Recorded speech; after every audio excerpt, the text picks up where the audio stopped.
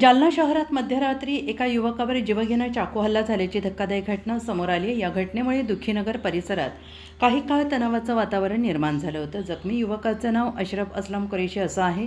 मिळालेल्या माहितीनुसार जालना शहरातील दुखीनगर परिसरातील मदिना टॉवर येथे ही घटना घडली आहे.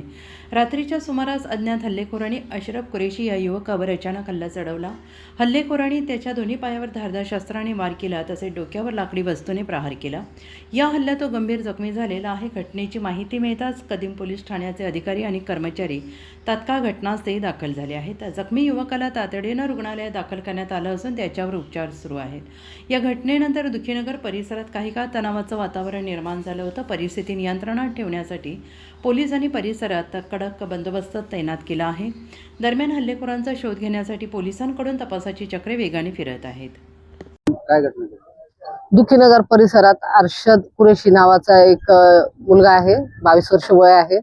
त्याच्यावर काही अज्ञातांनी हल्ला केल्याची माहिती कदीम जालना पोलिसांना प्राप्त झाली.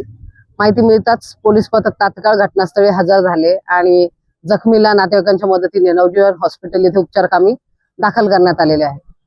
जखमीवर उपचार सध्या सुरू आहेत. तो शुद्धीत येताच त्याचा योग्य तो जबाब नोंद करून गुन्हा दाखल करण्यात येईल. सध्या परिसरात शांतता आहे. दुखीनगर परिसरात बंदोबस्त तैनात आहे आणि शांतता आहे. तसेच नवजीवन हॉस्पिटल परिसरात सुद्धा शांतता आहे. जखमीची प्रकृती कशी आहे?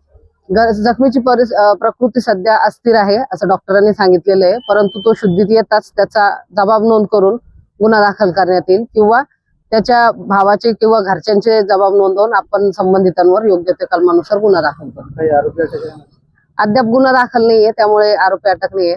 आपल्याकडे तक्रार प्राप्त होताच आपण आणि तसंच पथकही रवाना झालेले आहे. आरोपींची शोधकामी गुन्हा दाखल करण्याची प्रक्रिया आता सुरू करीत आहोत. मार कुठे कुठे लागलेला आहे? जखमीला कमरेच्या खालच्या बाजूला दुखापत झालेली आहे आणि डोक्याला सुद्धा दुखापत आहे.